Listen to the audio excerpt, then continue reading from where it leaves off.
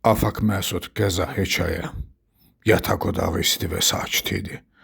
Həyətdən pişiklərin tükürpüdən çığırtıları eşidilirdi.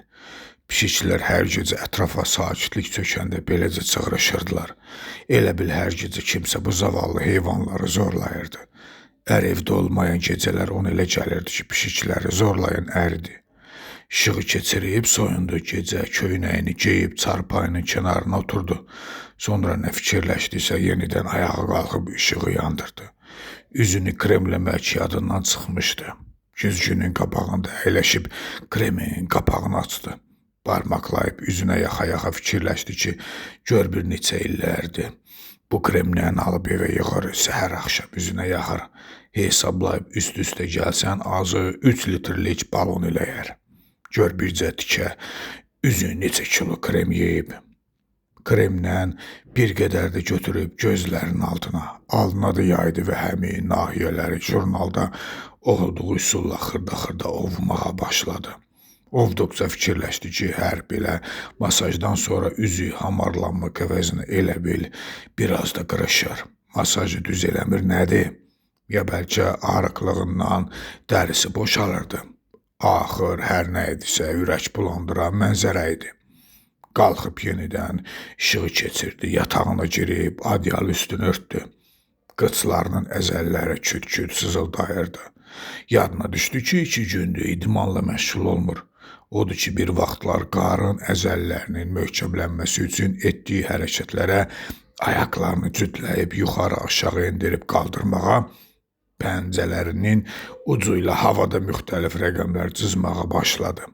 Hərəkət elədikcə bədəninin isindiyini, saçlarının dibinin tərləyib gizlişdiyini hiss edib, ürəyi sıxıla-sıxıla fikirləşdi ki, normal adamlar idmanı səhərləridir. Sonra düşün altına girib çimir, səhər yeməyi yeyir və s. O isə səhərlər xalatını əyninə keçirməyi zorla çatdırır. 3 uşağı yedirtmək, geyindirmək, sonra ərini yedirtmək, geyindirmək. Əri elə bil iflicidir, yemək verirdin, yeyirdi, vermirdin, acından ölürdü. Təmiz köynək, corab, ütülü, şalvar verirdin, geyirdi, vermirdin, çirkin içində gəzirdi. Deməli, həm də ərinin anasıydı, bütün evin anasıydı. Ürəyi pis-pis bulandı, fikirləşdi ki, daha ana olmaqdan bezib. Sonra da fikirləşdi ki, bəs nə olmaq istəyir? Heç özü də bilmir, bəlkə idmanı, filanı tullasın bir yara. Diyeta zatda cəhənnəm olsun. Diyeta saxlayandan bəri əsəblər lap korlanıb. Burunla xörəki dəyəndə əl-ayağı əsir. Bu nəsi müsibət axı. Kökəlir, belə cəhənnəmə kökəlsin. Üzü qırışır lap belə, büküş olsun, saçı tökülür, qoy keçəl qalsın. Kimə lazımdır axı onun hamar üzü, tarıma çəkilmiş qarnı. Kimə xoş gəlmək üçün özünü öldürür axı. Əri ki onu demək olar görmür. İçəri girdimi, kordana kimi birbaş mətbəxə, oradan televizorun qabağındakı kreslosuna, oradan da göz yumlu yataq otağına yollanır. Onunla da ya gözü qabağındakı yeməkdə, ya televizorda, ya da yuxuda danışır. Ayaqlarını tərpəkdikcə çarpayının yayları elə cırıldayırdı, elə bil döşəyin yox, quru ağac budaqlarının üstündə uzanmışdı. Hər ayağını tərpəkdikcə altındakı budaqlar sınıb sökülürdü. Fikirləşdi ki, bax, həmişə belədir, indi nə qədər ki yuxuya getməyib, əri gəlib çıxmaq bilməyəcək. Amma elə ki gözünə yuxu gedəcək, o dəqiqə qapını tıqqıldadacaq. O da dik atılıb cərəyan vurmuş kimi titrədəcək, ürəyə bədxəbər almış tək pis-pis çırpınacaq, ayağa qalxıb yuxudan keymiş ayaqları ilə pırtlaşıq, saçları ilə qapını açmağa gedəcək, gözlükdən baxıb ərinin qorxudan rəngi avazımış, məzlum üzünü görəcək. Ər içəri girib, göz ucu onun yuxudan əyilmiş üzünə, dağınıq saçlarına baxacaq. Onun üz-gözünün vəziyyəti isə asılı olacaq. Qapı döyülənəcən yatıb gördüyü yuxuların məzmunundan, amma istənilən halda əsəbiləşəcək, ərini sorğu-suala tutub evə gecənin bir aləmi dönməyinə görə zəhərləyəcək, yerəcək, qarğış töküb qapıları bir-birinə vuracaq. Ya da dünyanın ən məzlum qadını kimi dinməz, söyləməz, qayıdıb yatağına girəcək, amma daha yata bilməyəcək. O məşum taqqıltıdan sonra mütləq yuxusu qaçacaq. Ürəyi zəif döyüntülərlə döyünüb hey hayanasa baxacaq və o bir müddət sancılanmış kimi yerinin içində vurnuxa-vurnuxa qalacaq. Sonra dikəlib yerinin içində oturacaq, nifrətlə böyründə, üzündə məmnun təbəssüm, yarımaçıq ağzı ilə yatan ərinə zillənəcək. Əri yuxuda hey nəyisə yeyib ağzını marçılladacaq. Ya da kiminləsə lalkar mübahisə edib dişlərini qıcıdacaq. Bədəninə qəribə, yandırıcı bir gicişmə doldu. Altındakı döşək üzü gicit dikənə dönüb daladı bədənini. Ayaqlarını saxlayıb fikirləşdi ki, hamısı əsəbdəndir. Həkimi də deyir. Yuxusunun çəkilməyi də, ürək bulanmaları da, əsəbləşəndə qaynar su tökülən kimi qıpqırmızı qızarıb, gicişməyə başlayan dərsi də pozuq sinirlərinin fəsadı idi. Nəfəsini dərib fikirləşdi ki, nə qədər olar axım? Adamı nə qədər ət hürpənər, əsəb telləri, sürtkəclər sürtülüb qan sızdırar. Odur ki, bu gündədir. Yaşı 30-a çatmamış 60 yaşlı qadına dönüb.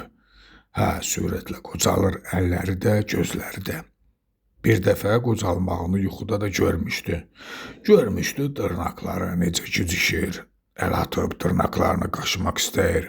Qaşıdıqca dırnaqları bir-bir qopub ovcunda qalır. Sonra dişləri gicişir. Barmağını vurmağı ilə onlar da ovulub tökülür. Sonra qulaqları, burnu, döşləri qaşınmağa başlayır. Qaşıdıqca da hamısı bir dibindən qopub üstünə tökülür.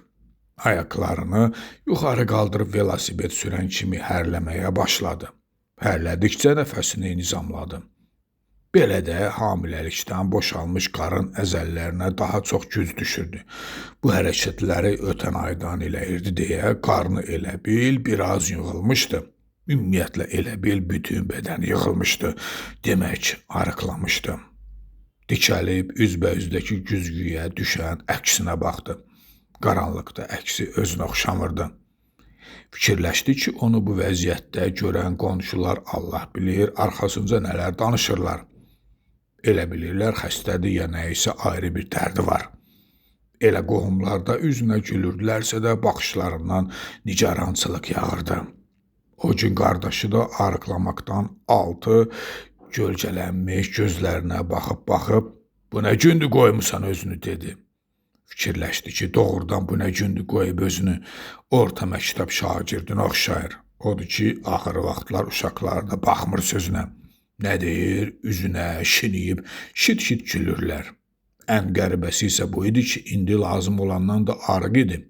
Amma arıqlamaq həvəsi canından çıxmırdı ki, çıxmırdı. Özünü əridərdə yoxa çıxarmaq istəyirdi, nədir? Divarın o üzündən blokdan ara-sıra ayaq səsləri eşidilirdi. Kimlərsə tələsə-tələsə yuxarı qalxırdılar. Yoxsa aşağı inirdilər. Hərdən də öskürürdülər. Bərkdən lüt divarlardan əks-səda qopara-qopara o eşitsin deyə boğazlarına az qala cıracıram. Elə bil gecənin bu sakitliyində əks-səda yaratmaqdan həzz alırdılar. Ayaq səsləri hərdən yaxınlaşıb lap qapılarının ağzına çatırdı. Amma həmin dəqiqədə hardansa böyürdən şaraqqıytıyla qapı açılır, ayaq səsləri o qapının içində əriyib yoxa çıxırdı. Nəfəsini içinə çəkib qapıya diqqət kəsildi. Kilit dəliyinə açar salınacağını, arxadan bağlandığı bilindikdə asta-asta tıqqıldayacağını gözlədisə də səs gəlmədi. Olsun ki, əri idi, pillələri qalxıb qapının ağzına çatmışdı. İndi nə fikirləşirsə içəri girmək istəmirdi. Çönüb yenidən aşağı düşürdü. Əri evə qayıtmaq istəmirdi. Vaxtsız idmanın təsirindən ya nigarançılıqdan ürəyi sıxıldı. Ayağa qalxıb pəncərənin laylarını taybatay açdı. Havanı qoxladı.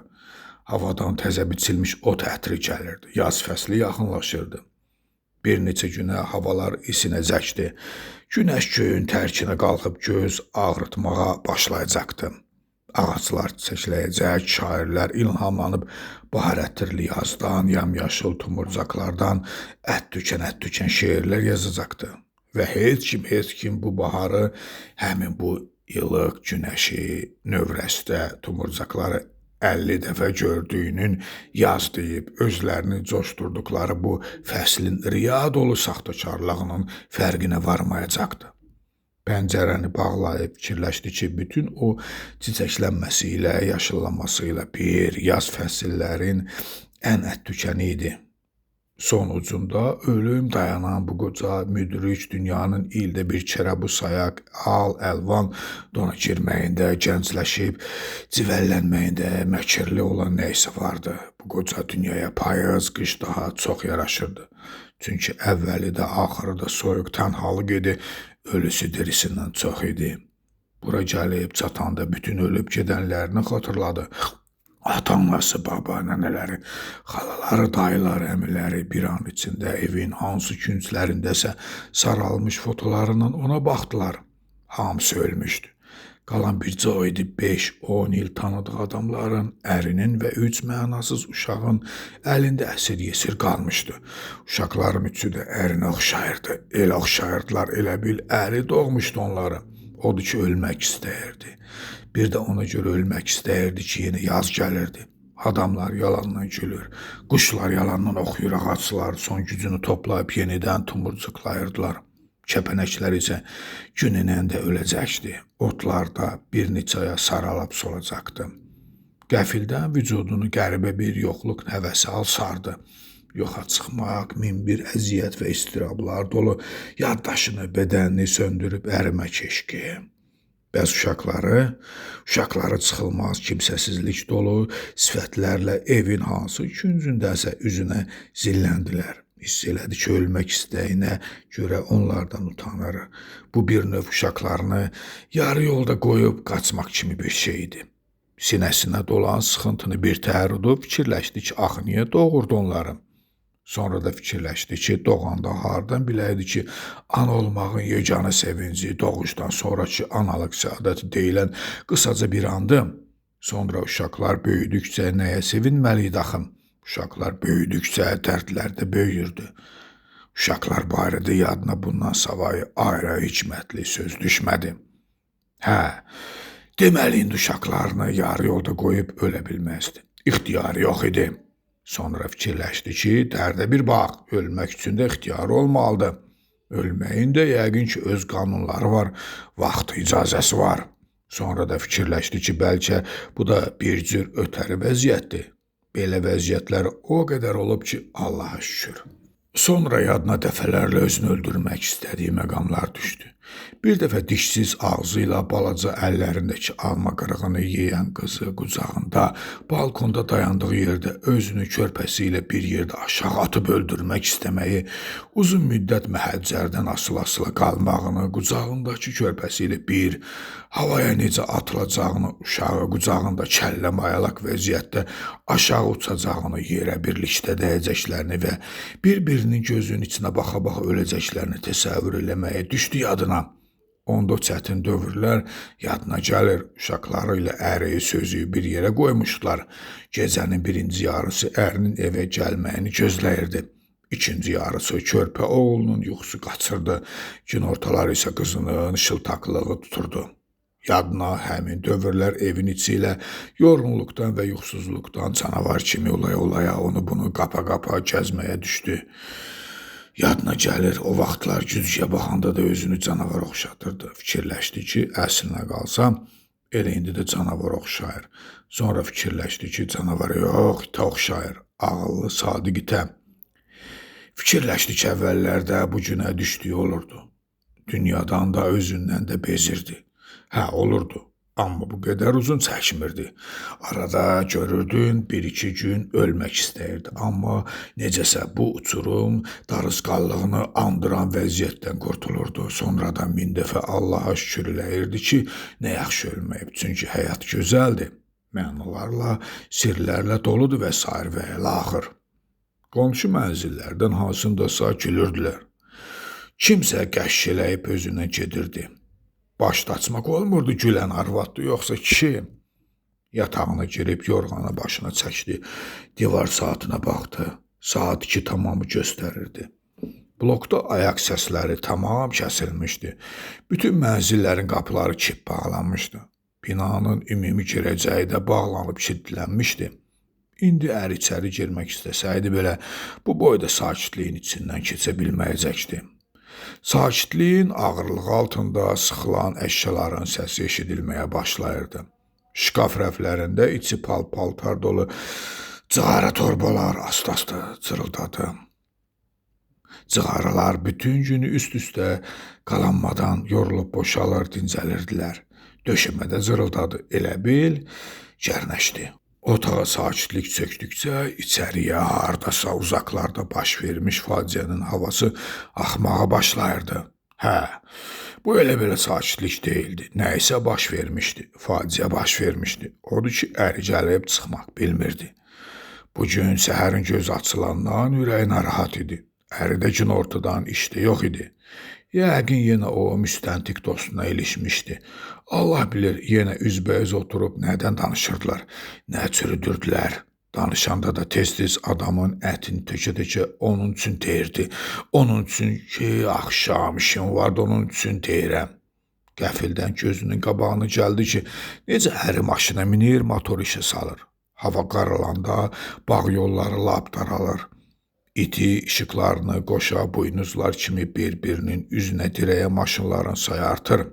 Motorun istisi ərini biraz da keyləşdirir və əri sükanı yarı yumulu gözləri ilə hərləyir. O bir otaqda qızının yuxulu səsi gəldi. Olsun ki, yenə yuxuda danışırdı. Balaca özünsən, sənsən balacam. Qızı gecələr tez-tez beləcə qışqırırdı yuxuda. Olsun ki, balaca qardaşı ilə dalaşırdı. Bacı qardaş gün ortalarda didişirdilər. Axırda da həmişə qız cəzalandırılırdı. Fikirləşdi ki, qızı böyüdükcə ona oxşamağa başlayırdı. Odur ki, ona baxanda ürəyi sıxılırdı. Hər şeyin təzədən başlanacağının qorxusunu canında duyurdu. Yenə qaranlıq, havasız məktəb illəri, çox qısa və mənasız tələbəliyi, ərə getməyə və s. və ilaxır. Divar saatı kəfkirini işə salıb bir dəfə danqıldadı. Saat 3-ün yarısını göstərirdi. Yox, əri bu vaxtacan səssiz səmirsiz itə bilməzdi. Ürəyi əsəb-əsəbi döyündü. Qəza baş vermişdi və bu qəza nə vaxtsa baş verməli idi. O gün gəlib çatmışdı və qəza baş vermişdi. Əri müxtəlif vəziyyətlərdə gözünün qabağına gəldi. Maşın çevrilmişdi. Tüstülənən təkərlərin altından ərinin göyərib quruyan əli görünürdü. Zərbədən tanınmaz hala düşmüş, üzü sükanın arasına keçmişdi. Maşın yoldan çıxıb yuvarlana-yuvarlana dərəyə inirdi və dərənin dibindən ərinin çığırtıları eşidilirdi. Qəza baş vermişdi. Bu qəza çoxdan baş verməli idi. Amma indi baş tutmuşdu. Əslində bunu o çoxdandan özü də dəfələrlə dönə-dönə hiss eləmişdi. Yuxularında da görmüşdü. Axı bu miskin yeknəsək həyatı nə qədər yaşamaq olardı? Hamının həyatında nə isə baş verirdi. Birinin əzizi ölürdü, o biri özü ölürdü. Birinin uşağı olmurdu, o birinin o qədər olurdu ki, qarınlarını doyura bilmirdi. Onunsa həyatında heç nə baş vermirdi. Bu gecədən onun faciəsi başlayırdı. Bu gecədən axır ki, həyat öz qara üzünü ona göstərəcəkdi. Ayağa qalxıb küçənin işığında saralan saata baxdı. 4 əşləyirdi. Pəncərənin qabağına keçib oradan kimsəsiz qaranlıq şəhərə baxdı. Bir-birinə oxşayan 4 künc binalar başdaşlarını xatırladırdı. Bu gecə şəhər nəhəng qəbristanlıq oxşayırdı. Fikirləşdi ki, indi gərək bir ərinin qohum əqrabasına zəng vurub desin. Sonra da fikirləşdi ki, axı nə desin? Desin ər ölüb, bəlkə ölməyib. Yox, ölməyinə dəqiq ölüb. Çünki indi özünü tamamilə tənha hiss eləyir. Özünü ağıllı başlı, dul qadın hiss eləyir. Sonra fikirləşdi ki, niyə oturub, nəyi gözləyir? Durub ev eşiyi də, özünü də sahmana salsın. Çünki hava işıqlanan kimi ərini, meyitini tapacaqdılar. Ünvanı dəqiqləşdirib bura gətirəcəkdilər. Ya bəlkə xəstəxanaya aparacaqlar. Xəstəxanaya aparacaqlar, aparıb yaracaqlar. O da gedib xəstəxananın qapısı ağzında ağlaya-ağlaya gözləyəcək. Başında qara örpək, əynində qara paltar. Birdən yadına düşdü ki, heç adam arasına çıxmağa fərli qara paltarı yoxdur. İşığı yandırıb şkafın rəflərində eşələndi. Sonra çöl şkafından zindan kimi ağır çamadanlar aşağı düşürdü. Çamadanın birinin cəftəsi açıq deyə düşürəndə dizini cızıb qanatdı, dizinin qanı döşəməyə damcıladı. Qanı döşəməyə süzülə-süzülə mətbəxə qaçıb orada yarasını sarıya-sarıya fikirləşdi ki, indi əri də beləcə qan içindədir. Belə fikirləşdikcə də əti ürpəndi. Sonra dəhlizin işığını yandırıb dizi üstə oturdu. Əti çimçəşə-çimçəşə dizindən süzülən qan ləkələrini yaş əski ilə sildi. Çamadanların içini evin ortasına boşaltdı. Rəngbərəng geyimlərin arasından tapıb çıxardığı qara paltarı üstünə tutub baxdı, sonra əyninə geydi. Paltar keçən ilki kimi tökülürdü əynindən. Hər tərəfdən 4 barmaq yığmaq lazım idi. Gedib mətbəxdən iynə qutusu gətirdi. İynəni saplayıb saata baxdı. 5-ə 15 dəqiqə işləyirdi. Hava açılanacağım çatdırardı. Paltarı astar üzünə çevirdi. Kökləyə fikirləşdi ki, indi bu qara paltar əynində gedib xəstəxanaya çatdı. Meyti görəndə nə eləməlidir? Ağlaya-ağlaya qaçıb özünü meytin üstünə atmalıdır, yoxsa elə dayandığı yerdəcə durub qalmalıdır. Atası öləndə anasının özünü aparmağını yadına saldı. Anası onda heç ağlamadı, gəmiləri dəryada batmış kimi dinməz söyləməz oturub qaldı. Sonra anasının dərddən xırıldayan səsi gəldi qulağına. Ya doğulun ağlamazlar bala. Odur ki, ağlamaq bir o qədər vacib deyil, bu məqam kövrəldi. Yadına nişanlı vaxtları düşdü. Yox, mütləq ağlayacaqdı. Xəstəxananın qapısının ağzındaca ağlayıb özünü divara söykəyəcəkdi ki, yıxılmasın. Öz xasiyyətini yaxşı bilirdi. Ağlayanda bir adama ya bir yerə söykənməli idi, gücü azalırdı. Nədir?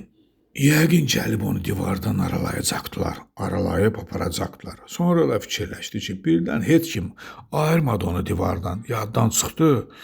İynə barmağına batdı, barmağı qanadı.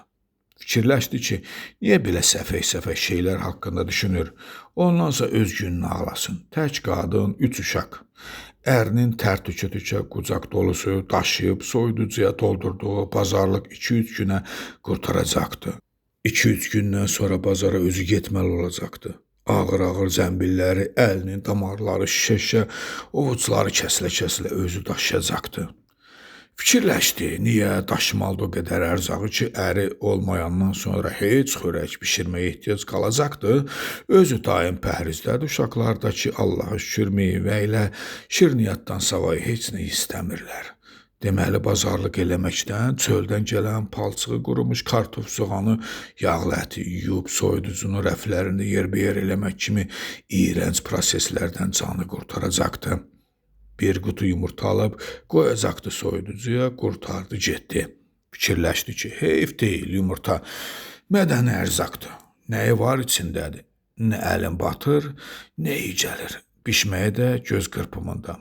Ağlına gələn bu fikirdən ürəyi çırpındı. Demək, xörək bişirməyəcəkdi. Bu dəqiqə mətbəx şkafının rəflərindən birində oturub dığıldamaq üçün onu gözləyən ət maşını ilə gündə-gündə döyüşməkdən canı qurtaracaqdı. Ət maşını günlük, göy əskiyə bükənlərin ən qabaqda gedəni idi.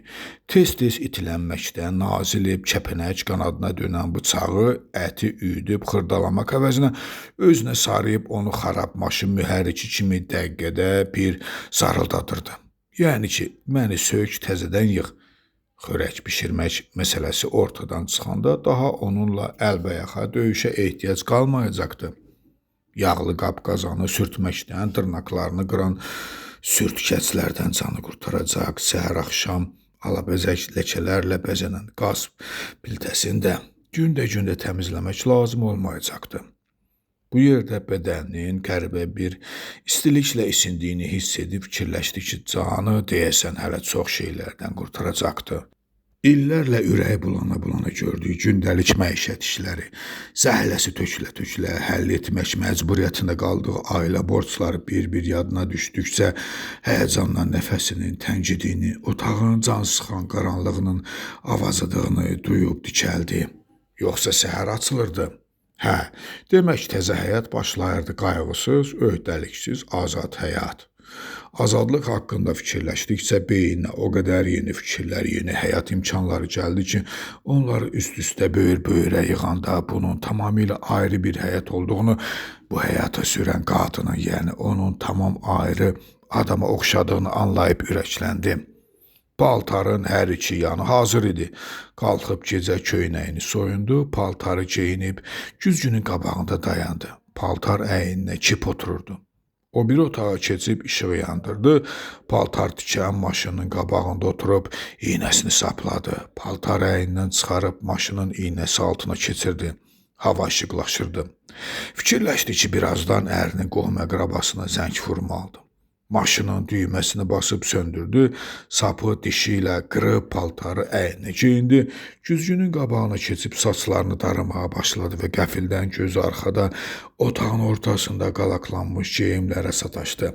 Ayağa qalxıb çamadanlardan çıxan paltarlara yaxınlaşdı. Paltarın arasında ərinin bağda geydiyi zolaqlı pijama və bir neçə qış köynəyi dəydi gözünə. Fikirləşdi ki, bunların hamısını boğçaya yığıb, kasıb, küsuba paylamalı olacaq. Sonra ürəyi çırpına-çırpına fikirləşdi ki, ümumiyyətlə bütün bu köhnəliklərdən qurtulmaq, keçmiş illərin yadigarı olan bu paltar qalağını yoxa çıxarmaq lazım olacaq. Dəhlizdən tıqqıltı səsi gəldi. Duruxub dəhlizə diqqət kəsildi. Çöl qapısını tıqqıltadırdılar.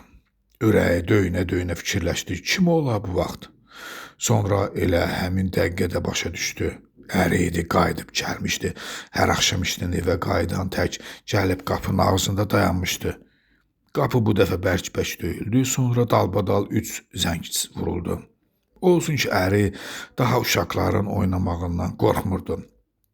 Yerindən tərpənmədən vur, vur, əlin döyənək olunca vur, görüm sonra nə eləyəcəksən fikirləşdi.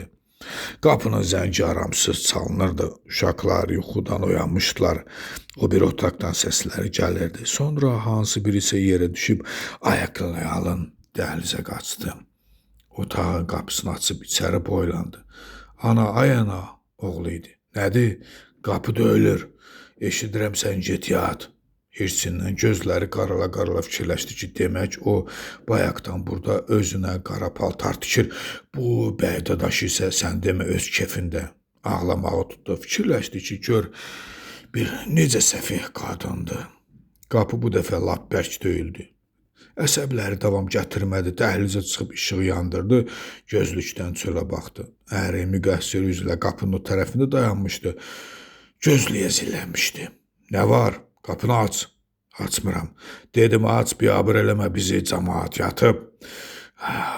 Aç deyirəm yoxsa. Hə, nə yoxsa, özün bilərsən, bilmirəm. Əri qapıya necə vurdusa, çərçivəsi yerindən oynadı. O bir otaqda uşaqlardan hansı sağladı. Məcbur olub qapını açdı. Əri qoltuğunda bükülü bağlama, narazı sifətli içəri girib əyri-əyri ona baxdı. Sonra bükülünü güzgünün qabağına elə qoydu elə bil, o bükülünün içindəkini görəndən sonra bayaqçı yersiz hərəkətinə görə xəcalət çəkib yerə girəcəkdi. Bura nədir sənin üçün mehmanxanadır? Səndənəm. Əri indi də bükülünü açırdı. Açıb əli ilə göstərə-göstərə. Telefondur, dedi. Telefon nə edirəm? O gün demirdin, o gün çox şey deyirdim. Onlar niyə qalmadı yadında? Nə deyirdin? Deyirdim, bura mehmanxana deyil, gec gəlsən küçədə qalacaqsan. Bəsdir, yaxşı. Nə yaxşı, yadında bircə telefon qaldı, ha? Axı, ən asanı budur, çətini evə gəlməkdir, evdə oturmaqdır, məni görməkdir. Əri sualtı çəkisizliyi andıran ləngliklə çəkmələrini soyunub, başmaqlarını geyinirdi. Nəyə gəlmisən? Yatmağa yerin yoxdur? Bu da təzə çıxdı, hər gələndə qoltuğunda bir şey gətirir. Nədir bu, rüşvətdir? Başın xarab olub sənin. Xarab olar da. Əri mətbəxə keçib bir müddət də orada nə eləsə məşğul oldu. Yataq otağına qayıdıb qapını çırpdı. Yerinə girib nəfəsi təngiyə-təngiyə fikirləşdi ki, indi əri mətbəxdə yuxusu gözündən tökülə-tökülə vaxtıdır onun yuxuya getməyini gözləyir. Gözləyir yuxuya getsin, ölü kimi elal dinməz uzanıb qalsın ki, onu rahat buraxsın, iynəli sualları ilə zəhləsin, tökməsin. Əri bu dəqiqə ölü ilə də yatmağa razı idi, tək ki, onun deyilməsini eşitməsin. Fikirləşdi ki, niyə bu vaxtacan ağlına gəlməyib ki, əri onun ölümünü istəyir? Hə, əri onun ölümünü istəyirdi, çünki hər gecə ona rüşvət daşımaqdan cana doymuşdu. Hər gecə nadinclik eləyən uşaq kimi qapının ağzında başı aşağı dayanmaqdan zinhara gəlmişdi. Hər axşam qanatlanıb uça-uça getdiyi rəngbərəng, al-əlvan məclislərdən bura darısqal dustaqxananı andıran yarı qaranlıq evinə qaydanda pillələr zorla hər ayağından pud asılmış kimi qalxırdı. Qalxdıqca da ürəyində min dəfə Allahdan ona ölüm diləyirdi.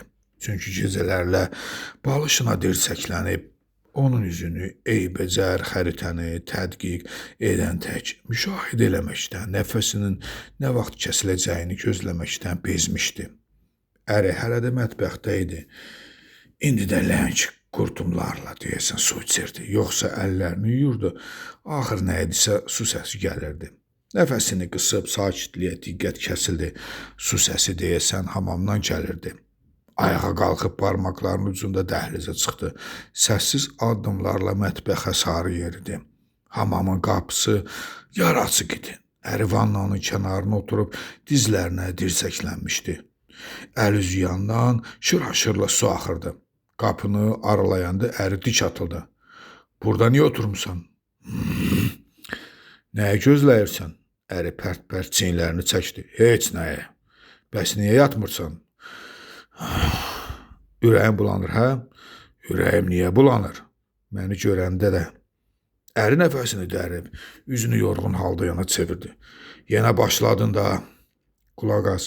Bulanırsa de ki, bulanır. Nədən qorxursan? Nədən qorxuram, heç nədən qorxmuram. Onda de də, nə deyim? Denə zəhləm gedir səndən. Getmir axı. Ayrılmaqdan qorxunsansa sənədlə ayrılmarıq. Amma mənimlə oynamay, de mən dişim bilim. Nə işini qəfildən əri suyu bağlayıb sınayıcı nəzərlərlə onun üzünə zilləndi. Yəni, dedi və hiss elədi necə saçlarının dibinəcən bütün bədəni od tutub yandı. Hə, nə yəni, əri dedi. Hiss elədi ki, qızarır. O qızaranda ərinə elə bil od vururdular. Elə bil onun bu qızarmağında ədəbsiz olan nəysə vardı. Ərinə indi də elə bil od vurdular. Bayaqdan xumarlanmaq üzrə olan yuxulu gözləri birdən-birə iri-iri açılıb işıldadı. Hə, niyə sustun? Davam elə. Hiss elədi ki, lap pörtdü. Pörtüb, Allah bilir, qaraya çaldı. Əri vannanın kənarında oturub ona baxırdı. Qəfildən hamamın qapısını çəkib arxadan bağladı. Uşaqları dəhlizin o başından avazımış bənizlərlə ona baxırdılar. Ana, ata neyləyir orada? At ölüb. Bunu çığıran əri idi. Səsi gecənin sakit qaranlığında əks-səda verib elə bil küçəyə yayıldı. Uşaqlar səs-səsi verib ağlaşdılar. Uşaqları bir təhər ovudub yerlərini sala-sala fikirləşdi ki, hər yaz belə başlayır. Andıra qalsın bu yaz fəslini.